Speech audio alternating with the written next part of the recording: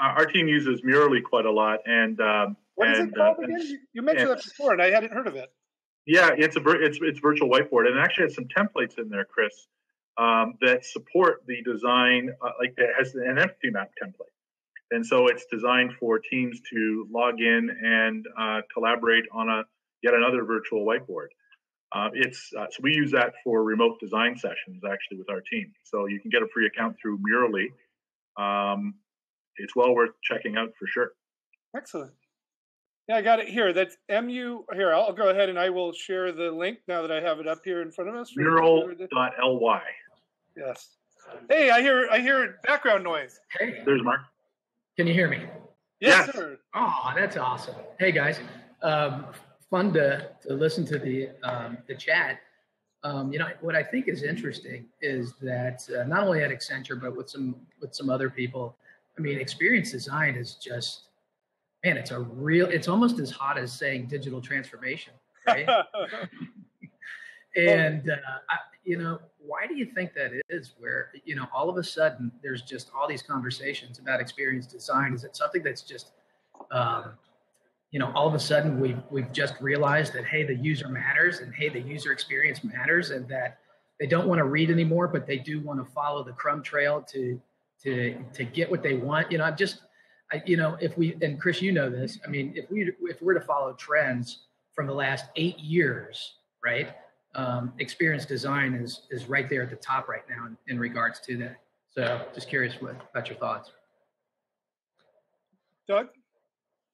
Well, I mean, it's hard to know why it's so hot right now, other than I think there are such a plethora of channels and opportunities for customers to get engaged and be engaged that unless you're reaching them in a way that's really compelling and grabs their attention right away and makes them feel like you understand them and understand what they're looking for, they're going to go right by that message. And so I think what we're seeing now is that organizations are discovering they've got that data somewhere in their system, or they can get that data from their customers in terms of how they're interacting with them.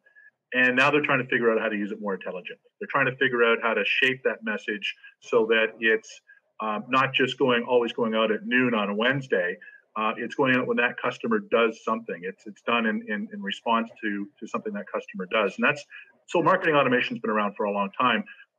When you blend that across channels, or when you start doing that across channels and start coordinating that effort, then you're really starting to get to the point of having customers think, geez, this company really understands, who I am and what I'm interested in. It's kind of eerie almost, but they really do only bother me with stuff that I'm interested in, or they send me things that are of value to me. They know that I've watched a particular webcast on a particular product, and they're right there promoting a shipping offer, for example, right?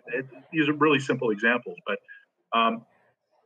it's when you start thinking about how to personalize those journeys for those customers, you're really going to start separating yourself from the herd. Yeah, I think we've only scratched the surface, to be honest with you. Honestly, it's only where I've heard the term experience design over the last 1.5 to 2 years where it's becoming just it's on everybody's lips. But it's one thing for it to be on everybody's lips, but another thing to actually be implemented. Yeah, well, that's the thing. I mean, we've been talking about the need to actually serve our customers better for over 30 years, right? And transforming marketing. And, a part of it, and I remember when I started my first company some 20 years ago now, and we just kept thinking, well, one day when all the old guys leave, we'll be able to friggin' do this right. And I think that's a part of it, really, honestly, is that some of that old guard is now moved on. And we still have to be profitable. We can't ignore the bottom line. We have to do that. But at the same time, we can do it in such a way that we're looking out for our customers' best interest. And I think a big part of that is social media driven. The fact that word of mouth has become so prevalent in terms of a purchase decision value that if you deliver a negative experience, the consequences are higher. So there's more companies that are aware of that. And some of them are walking on eggshells, particularly in the regulated industries.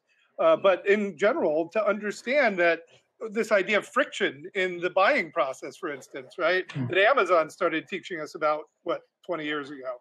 So I think it's just now that more of the consciousness, and because of the complexity that Doug was talking about, it's really become a necessity. So that's really a zeitgeist moment. And when I realized that not only were they working on this product to release, but Brian's book was coming out, and I had been having the same sorts of conversations you've probably been having with clients and friends, it's like, okay, this is the next wave.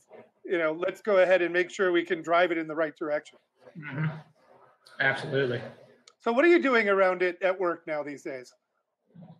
Are you talking to me? Yeah. I'm sorry. Yeah, Marc, what are you doing with customer experience design? Are you doing journey maps more frequently now, or a little bit? It's coming up. It's coming up quite frequently. And I think that look, we're a monolith, and I mean, you guys know this. I mean, so trying to stay ahead of the curve is always a challenge. And then when we think we are ahead of the curve, then we completely retrench, and it just seems to be kind of one of the things that happens constantly.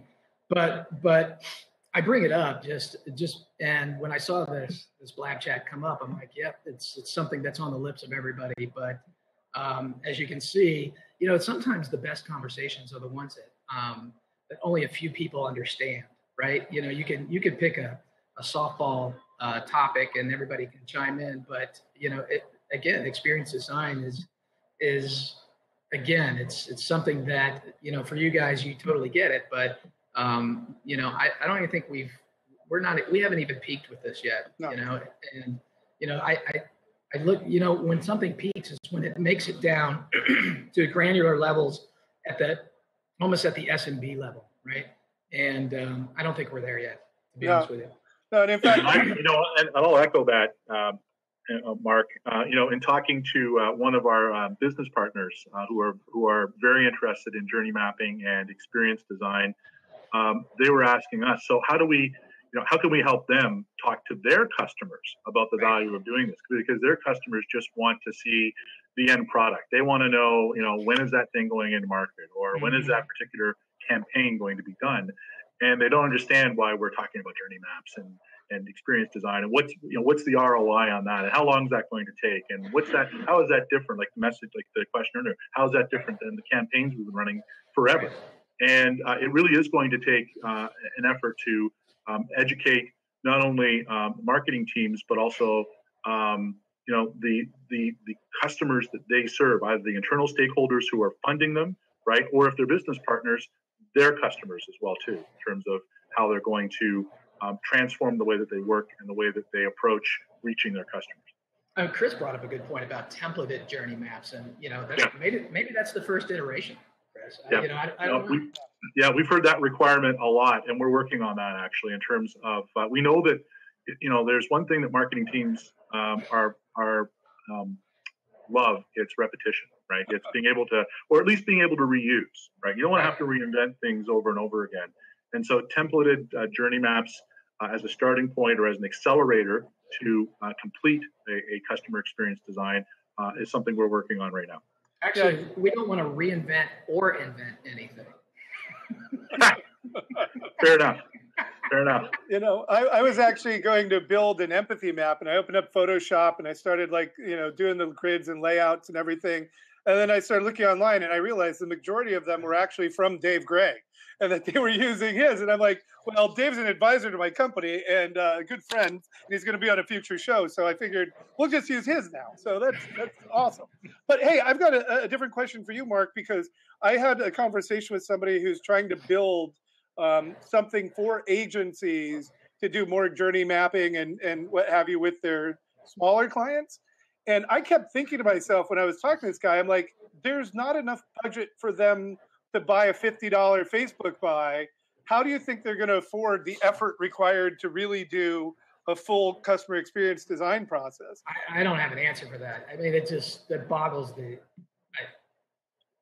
So the reason why I wanted to bring this to you is I wonder if it will ever get to SMB, or if it will only really get to, SME, right? Medium enterprises that are more like a couple hundred people instead of 5, right? Right. That's funny because I was talking to somebody yesterday and we're just talking about tools in general, and some of the great social tools are at the enterprise level. And when you get down to the SMB level, they're useless, or they just don't have the firepower that you can get at the enterprise level. And, it seems like there's a gap there, and you just, man, you have so many people that, want data, and they want this information, the information that they need on their customers, on future customers, and the ability to analyze it and the ability to crunch it, but they can't afford it.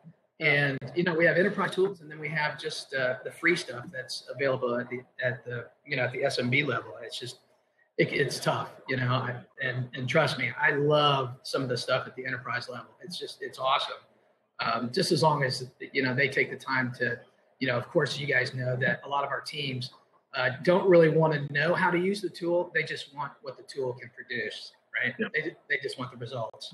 And it'll always be like that. Yeah, well, I'm going to go ahead and post the URL. I didn't realize I had it, but I do have it right here. And so this is a short code to take a look at what Doug's built for the Journey Design product. And, the great thing there is it's free, so it can be used by anyone. The question is just whether or not they have the dithers to actually care about this and try to map it out. I'm not sure that's the URL. I think it's ibm.biz / You know what? It's not anymore. JD sign up. No, that might still work. Let me just try. No, it didn't. I just tried it. It auto-populated when I typed in my browser, so maybe I mistyped it before. I got it for you here, Chris. Thank you. Because you know what? I tried to do it from memory before, and I typed that from memory, and that was incorrect. So, that happens. But hey, we're also way past the time here too, Doug. So we got to get you on to your next thing. There we go. Oh, I mistyped it. Ah. I'll get it. Third time's a charm. That's the thing about trying to type chat and actually have a conversation. I don't do that. I can walk and chew gum though, so at least some things I can do twice. There. Awesome. There we go. That's the correct one. But yeah, so hey, we've got to get you going because you're already late for your next meeting. It's just started already, Doug. So I'll see you guys. Thank you so much for joining, Mark. Good to see you again. Likewise. Have a good time. And again, this is Chris Heuer for CXD Now, here today with Doug Foulds from IBM Journey Designer, who's a product manager there. Also, thankfully, our sponsor for this series. Thank you so much for the support and for your time today. Appreciate it. You're welcome, Chris. Thanks for having me. Look forward to seeing you soon.